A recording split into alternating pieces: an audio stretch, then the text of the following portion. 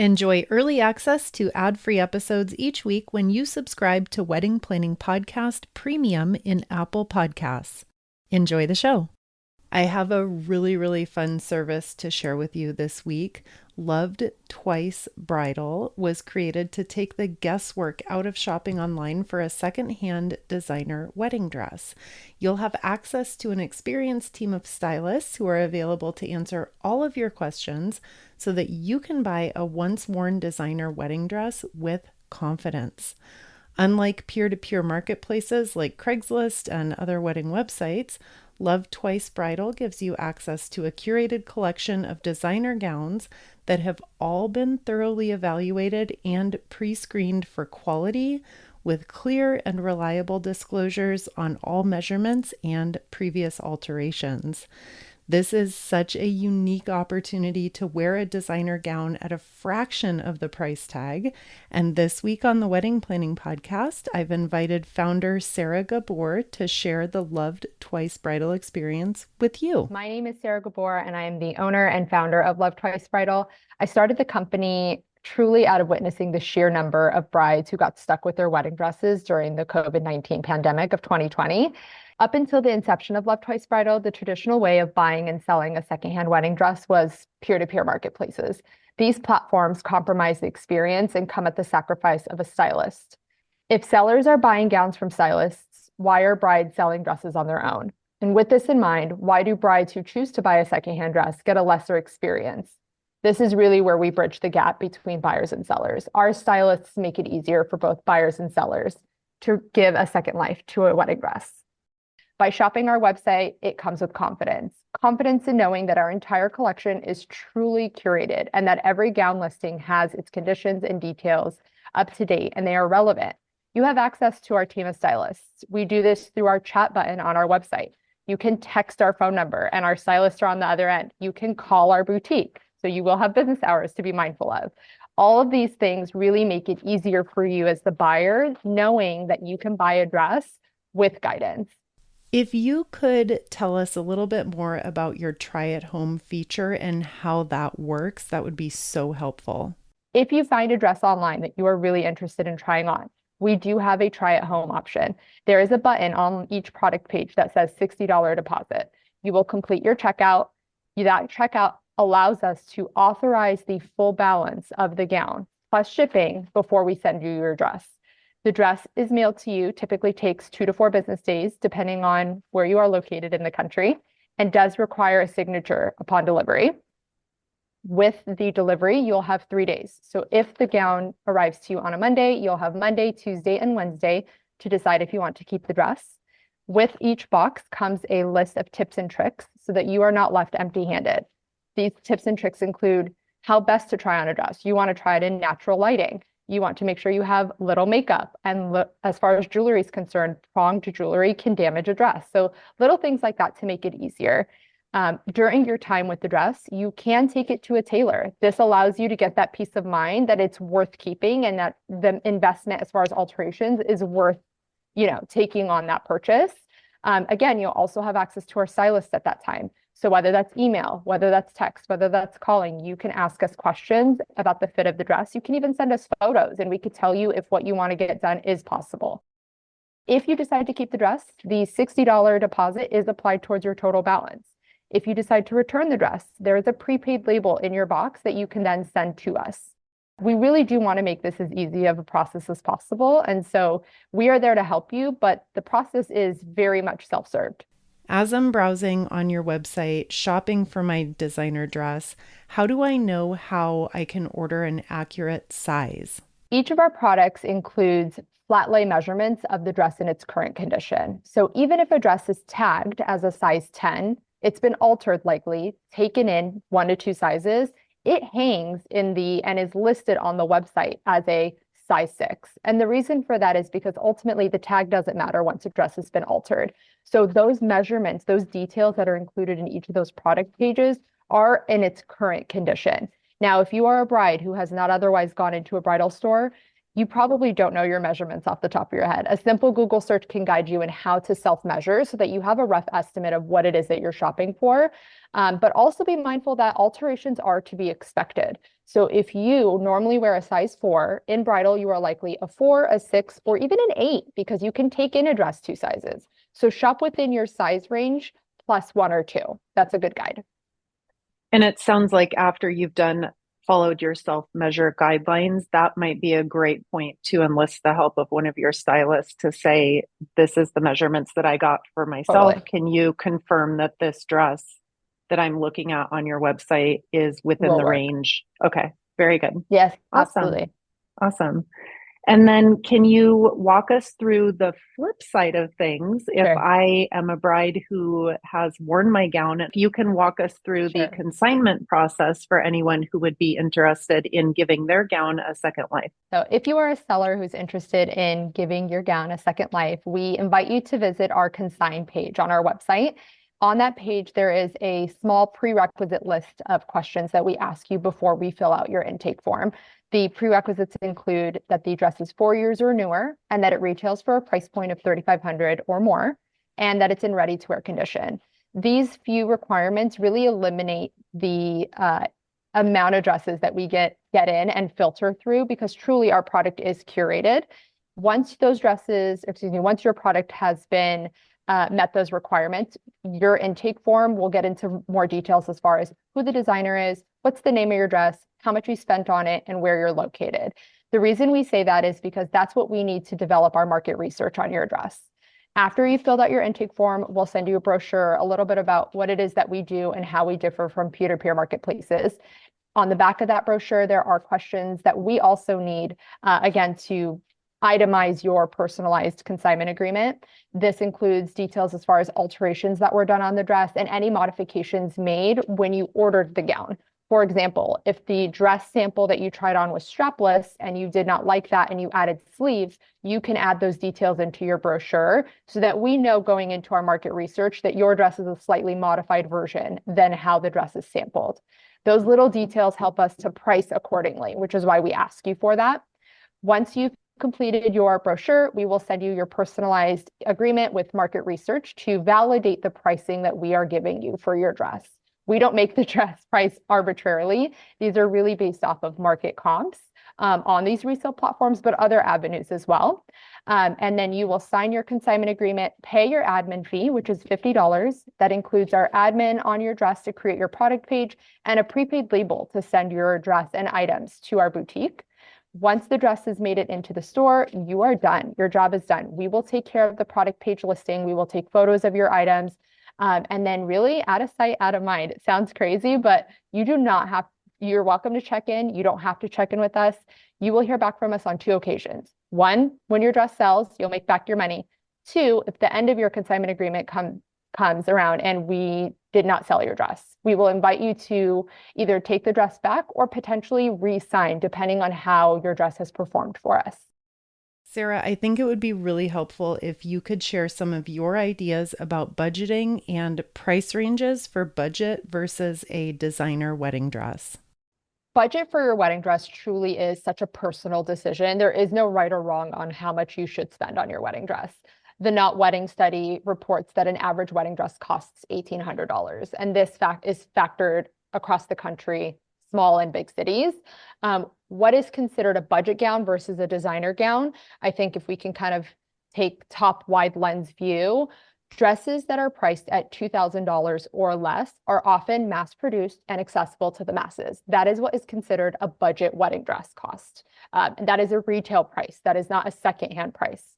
Designer wedding dresses, these dresses often retail for a price point of $4,000 to $5,000, can go up to $20,000 or even more for a custom wedding dress. These gowns take an average of 6 months to produce and are not accessible to the masses. They are much harder to find, and they are stocked in a limited amount of boutiques around the country. Purchasing a designer wedding dress from Loved Twice Bridal automatically saves you 40 to 50% off of retail prices. For us, our wedding gown inventory starts at $2,000 and can go up to $15,000. That means that these dresses originally retailed for $4,000 or more. Now, I do like to mention there will always be a handful of dresses that are under that price point. But if you are a bride on a tight budget, $1,000 or more, it is important for you to consider and manage your expectations. You will not find a $20,000 dress that is relevant to the market for $1,000. It's unreasonable. You can find other ways to get the wedding look at a much lower price point. It's always such a treat to have an expert here on the show with us. And since you're here, we would love to hear your top wedding dress shopping tips. There are 3 tips that I do invite brides to consider when shopping for your wedding dress. The first and foremost is going in with a vision, but also being open to trying on things outside of this vision. I say this because wedding dresses are not articles of clothing that we regularly try on. So you may think you want a slinky silk gown with minimal construction, but in trying on a more structured gown, you may find yourself more comfortable with a lot more support. The first few dresses are really exploratory, and just being able to eliminate options will make your decision-making process so much easier. And then number 2 would be there is no reason to visit more than 3 stores to find your wedding dress.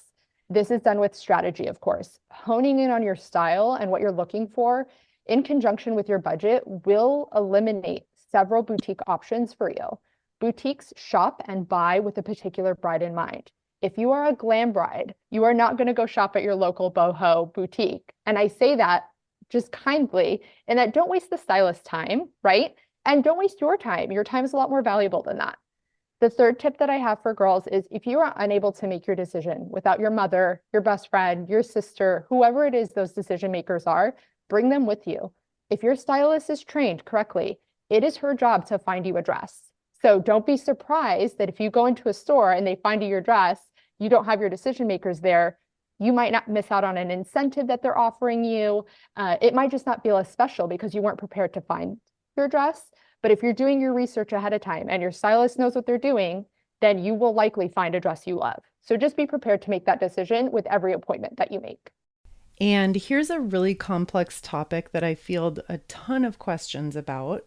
How about dress alterations, specifically how purchasing a secondhand dress may complicate that process? Is there anything that I need to be looking out for or paying special attention to as I'm shopping the once worn dresses on your site? Buying a wedding dress should come with the expectation that alterations will need to be made, no matter big or small. Buying an altered gown from us will likely ensure the gown will fit better on you, but it wasn't altered for you, right? And so those expectations going in should be considered as far as timeline and budget are concerned. Having a brick and mortar location in Beverly Hills, we have a list of recommended tailors in the Los Angeles area that we can share with our local brides. But if you are not local to the Los Angeles area, I would invite you to reach out to your friends and family who have recently gotten married. They are doing the research for you. They've already have that hands-on experience. Find out who their tailors are. If you don't have that, call your local boutique. Let them know that you have a dress that was not purchased there. Do they have a list of recommended tailors? Always take those considerations just as a consideration. Do your own research, check on the reviews, ask for a consultation before you commit to working with someone. Just because you work with one person doesn't mean you have to actually do the work with them. Get 2 or 3 quotes before you decide. You will want to budget about 6 to 8 weeks before your wedding to get alterations done. And that's done over 2 or 3 fittings. And those fittings are considered standard fittings, right? So taking in your dress, hemming your dress, bustling your dress. If you are doing anything outside of standard alterations, so let's say you are changing the neckline, you are adding sleeves, you are dropping the back, those are considered different alterations. You will want to allow much more time for that, somewhere between 10 and 12 weeks, and you'll want to budget 4 to 5 fittings instead of 2 to 3. I also like to mention when it comes to secondhand and resale, as far as alterations are concerned, if you buy your wedding dress knowing that you will be selling your dress after the big day, let your tailor know. The reason for that being is instead of cutting extra fabric after taking in a dress, she can leave a seam allowance in your bodice. And this will allow the next bride to potentially let it out. You're increasing the number of brides who could potentially buy your dress. This is even more important when it comes to your hem. If you are a petite bride, let's say 5'5", 5'6" with heels or shorter, you will definitely want to let your tailor know so that she doesn't cut your hem. Instead, what we consider in the industry Mickey Mousing. They almost pretend to do your hem. They can fold your hem, or they can find ways where they can extend the length, because once you cut a dress to 5, 6 or shorter, it becomes immensely harder to resell. And that's just because of the average height of a woman. And let's consider if she's wearing heels. So there are ways to kind of combat those sort of inhibitions or those nuances to buying a secondhand dress ahead of time if you know that you want to resell your dress. What are some of the biggest mistakes and missed opportunities that you see during the typical wedding dress shopping experience? I got married 13 years ago, and now looking back, I realized that I made it much more difficult on myself in buying a wedding dress than it needed to be. I say that because I saw my wedding dress in a magazine and I was like, this is it. This is my dress. Done and done. It happened with my engagement party dress as well. But instead of going there first and trying it on first, I saved it for the third appointment and the last dress. So at that point, I had done 3 appointments over 2 weekends, and I had tried on 16 dresses. And the last dress I put on was the one that I saw in the magazine. And I was like, done. What, like, it could have just been so much easier. And so I do tell girls, like, trust your gut. You know what you like. Don't be dissuaded by all the pretty glittery dresses. Like, if you know what you like and you see it, it's okay to trust your gut. So the biggest mistake that you can make when it comes to wedding dress shopping goes back to my last story of just trusting your gut. If you don't have that feeling of peace and readiness when you have found your gown, take a step back and reassess. 24 hours will not kill you, and it won't kill the stylist. As stylists and as boutique owners, we would much rather you be honest in saying, I need 24 hours to make a decision, than for you to call us 72 hours after the fact and say, I hate my dress. I want to return it. I want to exchange it. All sales are final in the bridal industry. So keep that in mind when you are making your decision. And the reason I say that is because being a secondhand shop, we often get those brides, the brides who have bought extra dresses, didn't take the extra day to make the decision, and now have double the investment in their wedding look because now they're buying a second dress because they didn't trust their gut the first time. So take the 24 hours, give yourself that opportunity to really feel peace if you think you found your dress. As far as a missed opportunity, whether you are shopping with us online or in your local boutique, stylists love finding wedding dresses for their brides. So use them as your friend. Be honest and provide constructive feedback. That's why they do what they do. In doing so, you're going to get an advocate on your side who's going to help you find a dress that you love. If you loved a dress but didn't love the back, tell her that so she can go out to the floor, find you a dress that's a very similar front with a different back. It's our job to find you your dress. And then as far as the one kind of extra bonus opportunity that I think brides really miss is not cleaning their wedding dress immediately after their wedding day. And I say that because stains can set almost immediately after your big day. So by getting your dress to the dry cleaner within days of your wedding, you are giving yourself more time to decide what you want to do with your wedding dress. If you put your dress in the back of the closet for months before you dry clean it, you almost always can never resell it after the fact. And that's because the stains have set in. It's likely you didn't do any spot cleaning to it before you put it in the back of the closet. And so now you're left with potentially a $5,000 dress that has no resale value. Just by getting ahead of it and cleaning your dress, you can choose to preserve it if that's what you want to do, but you also are buying yourself time to resell it after the fact. With 13 years of experience in the bridal industry and being a women-owned and operated business, I invite you to shop our website and really make the secondhand shopping experience one to remember. Let us help you take the stress out of buying and selling your wedding dress. So visit us online at lovedtwicebridal.com/wedding planning podcast to get started today. Sarah, thank you again so much for joining us this week. And as a reminder for my Los Angeles, Southern California brides, Loved Twice Bridal does have a showroom in Beverly Hills, and you can book an appointment for dress shopping or for consignment by visiting their website and looking for the book an appointment page. That website, one more time, is lovedtwicebridal.com/wedding planning podcast. Thank you so much for your support of the Wedding Planning Podcast. Thank you for spending this time with me, and a huge thank you for inviting me to be a part of your wedding planning experience and journey. That is such a huge honor and a privilege that I do not take lightly. So thank you, and we'll talk again next week, same time, same place.